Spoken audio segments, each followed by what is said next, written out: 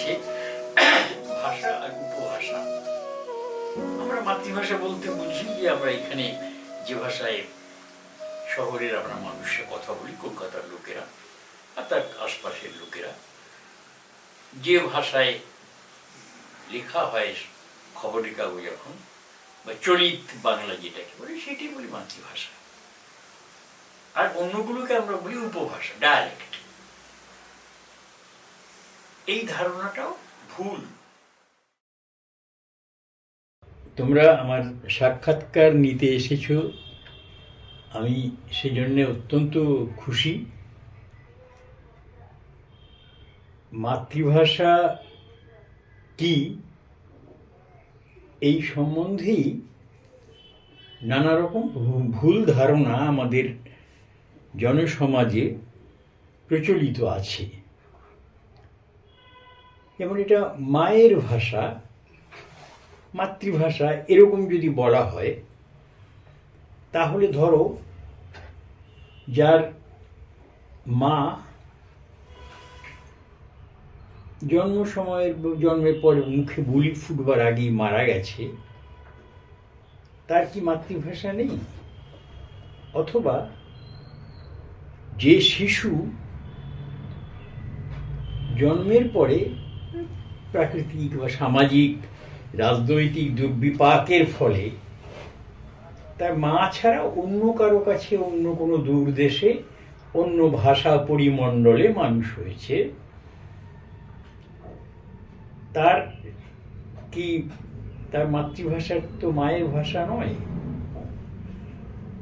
ভাষা মানুষ রক্তের ভেতরে নিয়ে আসে না। যে কোনো একটা ভাষাভাষী গোষ্ঠীর জননীর গর্ভ থেকে জন্মালে সে রক্তে বা মস্তিষ্কে সেই ভাষা নিয়ে আসে, এই ধারণাটা ভুল।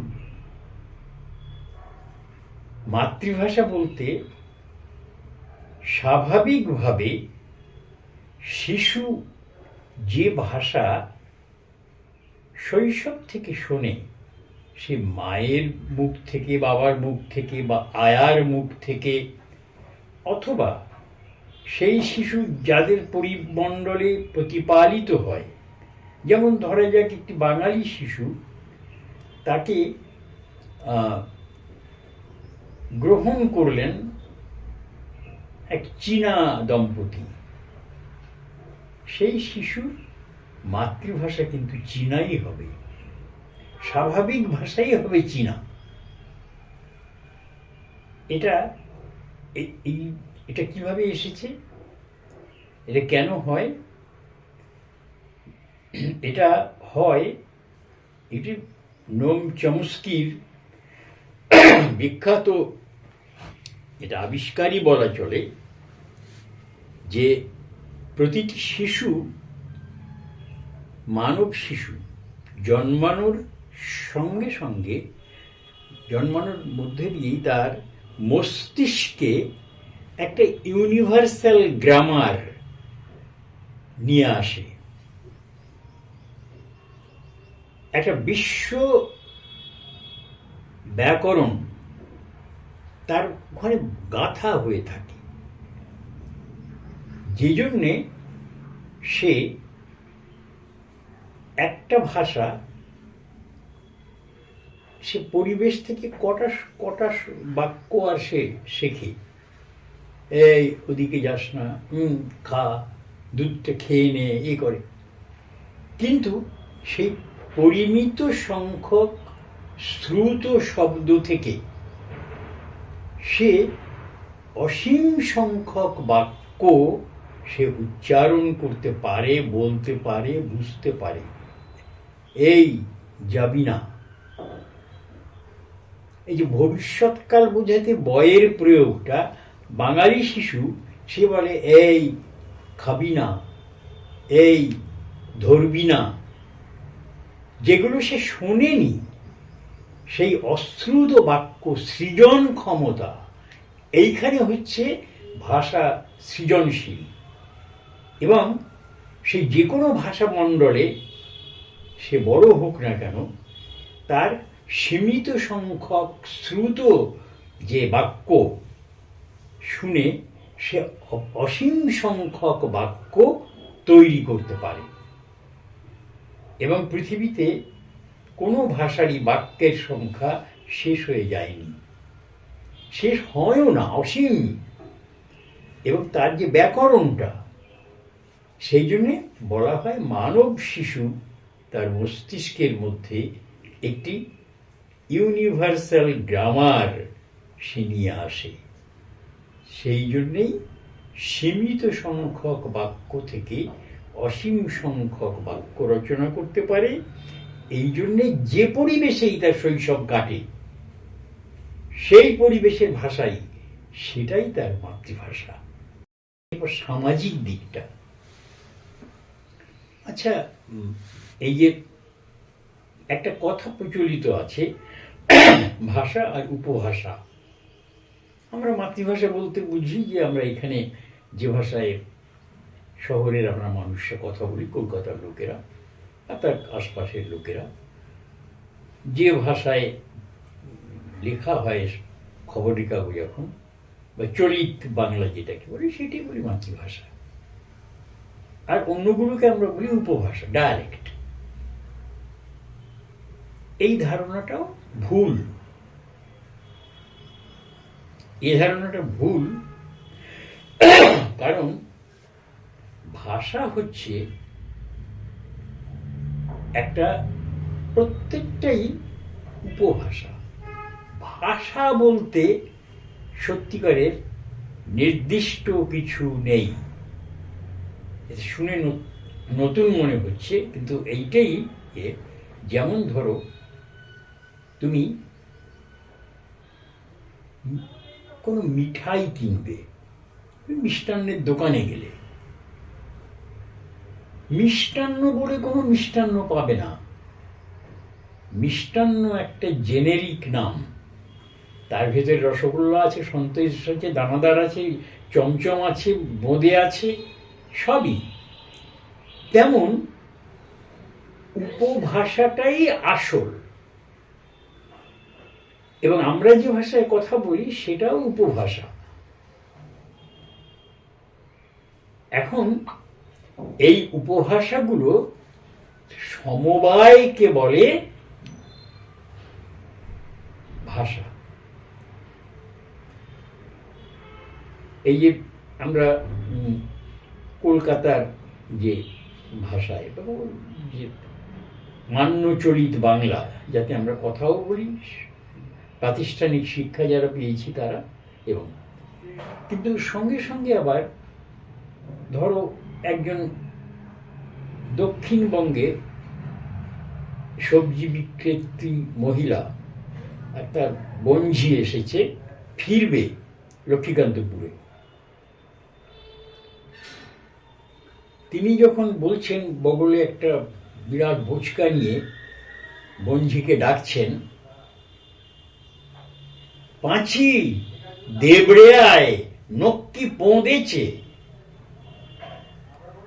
এই যে পাঁচি দেবড়ে আয়, নক্কি পোঁদেছে, মানে পাঁচি দৌড়ে আয়, লক্ষ্মীকান্তপুর লোকাল ভোঁ দিয়েছে। এটাও কিন্তু বাংলা। সুতরাং বাংলা ভাষা বলতে যাকে আমরা, এই আমরা যে ভাষায় কথা বলছি এখন তোমাদের সঙ্গে, আমরা বলি, এটাও একটা উপভাষা। এগুলো হচ্ছে, এটা আমাদের স্ট্যান্ডার্ড বা মান্য উপভাষা। এটাতে আমি একটু পরে আবার আসছি। বিভিন্ন অঞ্চলে বাংলা ভাষার এই যে রূপের কিছু কিছু কিছু কিছু বদল দেখা যায়।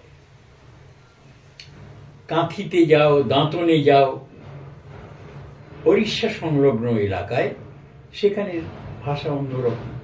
একটু বলা হয় প্রতি 10 মাইল পর পর এটা ভাষা কিছু বদলে যায়।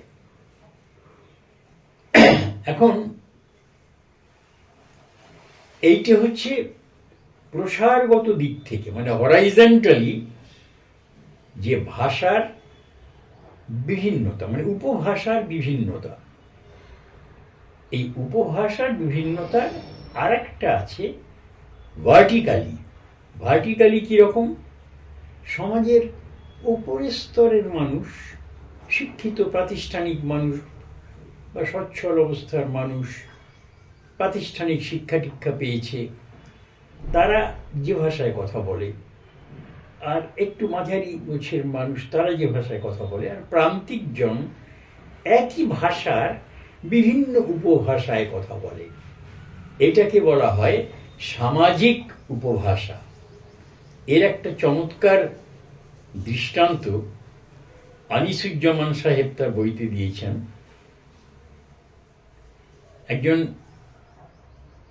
বাঙালি হিন্দু বেশ পণ্ডিত প্রবর মানুষ,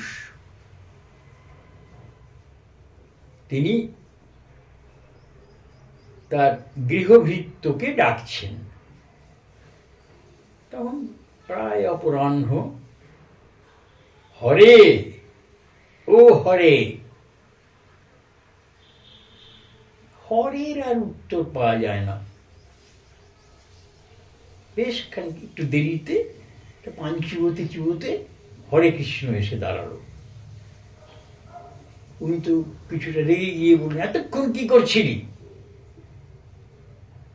হরে কৃষ্ণের উত্তরটা, উনি এমনি যে রেগেছেন, উত্তরটা যেটা দিল হরে কৃষ্ণ, তাতে তিনি আরো রেগে গেলেন। হরে কৃষ্ণ বলল, একটা বাংলায় প্রবাদ আছে, পণ্ডিতের বাড়ির বেড়াটাও পণ্ডিত। হরে কৃষ্ণ বলল, আজ্ঞে আমি আহার করছিলাম। তাতে পণ্ডিত মশাই তো আরো রেগে গেলেন। আরে তুই আহার করবি কি রে? শোন, ভোজন করেন মহারানী ভিক্টোরিয়া, আহার করেন বর্ধমানের মহারাজা, আমি খাই আর তুই গিলিস। একই ভোজন সংক্রান্ত ব্যাপার, প্রত্যেকটা স্তরে স্তরে কিন্তু তার ভোকাবুলারি, শব্দ ভাণ্ডার বদলে যাচ্ছে। একটা কথা আছে, ডেথ দি লেভেলার, মৃত্যুতে সব সমান হয়ে যায়। কিন্তু ভাষার ক্ষেত্রে তাও হয় না। পাড়ার পেঁচু মাতালটা শুনলেই, এই পেঁচু মাতালটা নর্দমায় পড়ে পটকেছে। তারপরে, আরে অমুকের জেঠু কাল মারা গেলেন। আশ্রমের সাধুজি সাধনোচিত ধামে গমন করলেন। রবীন্দ্রনাথের মহাপ্রয়াণ ঘটল, আর গৌতম বুদ্ধ মহাপরিনির্বাণ লাভ করলেন। একই মৃত্যুর কথাটা স্তরে স্তরে স্তরে স্তরে আলাদা আলাদা হয়ে যাচ্ছে। এইটিকে বলে সামাজিক উপভাষায় বিভাজন। এখন এই সামাজিক উপভাষায় বিভাজন, তার মধ্যে একটা মাননীকরণ বা স্ট্যান্ডার্ডাইজেশন যেটা হয়, আমাদের এই শান্তিপুর থেকে কলকাতা এই সমস্ত অঞ্চল মিলে যে ভাষিক একটা রূপ আছে, উপভাষার রূপ, সেই উপভাষাটাই স্ট্যান্ডার্ড বা মান্য। সেটা স্কুলের ভাষা, সেটা শিক্ষিত লোকের ভাষা, শহরের লোকের ভাষা। এই মান্য এই ভাষাটা কেন হলো? অনেক উপভাষাই তো আছে। যে কোনো একটা উপভাষা না হয়ে এই অঞ্চলের উপভাষাটাই বা কেন মান্য, স্ট্যান্ডার্ড রূপে মান্য হলো? সেটার মধ্যে আছে ভাষা এবং ক্ষমতা। যদি কলকাতায় রাজধানী না হয়ে চট্টগ্রাম বন্দরকে কেন্দ্র করে ব্রিটিশ সাম্রাজ্য প্রতিষ্ঠিত হতো এখানে, তাহলে চট্টগ্রামের উপভাষা সেটাই স্ট্যান্ডার্ড ভাষা হতো, মান্য ভাষা হতো। কলকাতা রাজধানী, কলকাতায় বিচারালয়, কলকাতায় শিক্ষা প্রতিষ্ঠান, ঊনবিংশ শতাব্দী কথাই বলছি। কলকাতায় হচ্ছে বন্দর, কলকাতায় যে প্রধান প্রধান আদালত ইত্যাদি ইত্যাদি, এই সমস্তের জন্য চারিদিক থেকে কলকাতা থেকে লোক আসছে। বিবেকানন্দের একটা কথা আছে যে কিছুদিন কলকাতা জেলায় দেখেছি, বাংলা ভাষা বলে একটা প্রবন্ধ আছে, এখানে সবাই কলকাতার ভাষায় কথা কয়। একদিন চট্টগ্রাম থেকে বৈদ্যনাথ ধাম পর্যন্ত দেখা যাবে এই কলকাতার ভাষাতেই কথা কইছে। কলকাতার যে আদি ভাষা সেটাও কিন্তু স্ট্যান্ডার্ড নয়। সেখানে করনু, গেনু, গিয়েছে, করেছে, এই যে ইস্যুগুলো সেইগুলোও কিন্তু একটা অন্য রূপ পেয়ে গেছে স্ট্যান্ডার্ডাইজেশনের ফলে। স্ট্যান্ডার্ডাইজেশনের কারণ এইখানের কলকাতার কথাটা যে শ্রেষ্ঠ তা নয়, এটা হচ্ছে ক্ষমতার আধার। ক্ষমতামান লোকেরা এই ভাষায় কথা বলে, শিক্ষিত লোকেরা এই ভাষায় কথা বলে, এই জন্যে এটা হচ্ছে স্ট্যান্ডার্ড। গ্রাম থেকে এসে প্রথম যখন হোস্টেলে আসে বা কলেজে, প্রথম তাকে খ্যাপানো হয়, এ কি বলছিস রে, ওরে কি হবে কি যাবে কি বলছিস, তার পিছনে লাগা হয়। এটা হচ্ছে এই উপভাষাগুলোর মধ্যেও যেটা মান্য উপভাষার অঞ্চলের লোক, তাদের যে ভাষা, নিজের ভাষাকে শ্রেষ্ঠ মনে করার একটা মনোভাব, আর ওই অন্যগুলোকে ছোট মনে করার মনোভাব, এইটার কোনো বাস্তব ভিত্তি নেই, কিন্তু এটা হয়। আপন উপভাষার শ্রেষ্ঠত্ব, তার থেকে আপন ভাষার শ্রেষ্ঠত্ব, আপন ভাষা ভঙ্গির শ্রেষ্ঠত্ব, আপন যে সামাজিক স্তরের ভাষার শ্রেষ্ঠত্ব, এটা এই সামাজিক উপভাষা দিয়ে সেটাও প্রতিষ্ঠা করার একটা চেষ্টা হয়। অল্প দিনের মধ্যেই ওই সুন্দরবন এলাকা থেকে যে ছাত্রছাত্রীরা এসছে বা অন্য জায়গা থেকে এসেছে, মেদিনীপুর থেকে এসেছে, তারা দ্রুত চেষ্টা করে নিজের বচনকে এই কলকাতার বচনের সঙ্গে সমান করে দিতে। এই সুতরাং ভাষা হচ্ছে উপভাষাগুলোর একটা সমবায়, তার নাম ভাষা। ভাষার নিচে উপভাষা, উপভাষা শব্দটা একটু গন্ডগোল করে ফেলেছে। যেমন আচার্যর নিচে উপাচার্য, তারপরে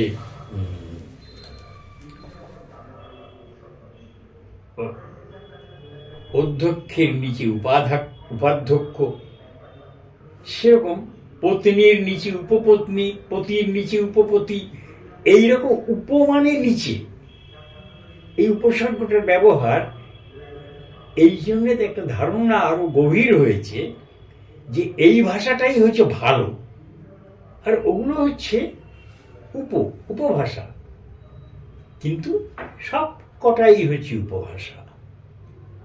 আরো আছে রীতির দিক থেকে সাধু ভাষা একটা উপভাষা, চলিত ভাষা একটা উপভাষা, তারপর তোমার গদ্য উপভাষা, পদ্য উপভাষা,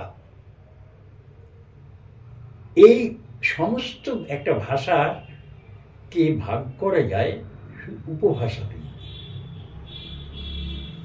সুতরাং ভাষা বলতে উপভাষার সমবায়, এবং মাতৃভাষা বলতে প্রথম শিশু যে ভাষায় সাধারণভাবে স্বাভাবিকভাবে কথা বলে সেইটাই তার মাতৃভাষা। এই মাতৃভাষার পরিবর্তনও হয়, ভুলেই গেল। সে প্রথম 5 বছর 6 বছর হয়তো ছিল, তারপরে বিদেশে চলে গেল, সেখানে সে অন্য ভাষায় এ ভাষা ভুলেই গেল। তখন তো মাতৃভাষা পরিবর্তিত হয় বলতে হবে। অথবা বাবা মা বাংলা বলেনই না, ইংরেজিই বলেন, কথা বলেন ঘরেও, তাকে অথবা হিন্দিতে বলেন অথবা অন্য কোনো ভাষায়, তখন সেই শিশুর মাতৃভাষা, মায়ের যে ছোটবেলার ভাষা সেটাকে মাতৃভাষা তার নয়, এটা হচ্ছে এই স্বাভাবিক ভাষাটাই হচ্ছে মাতৃভাষা।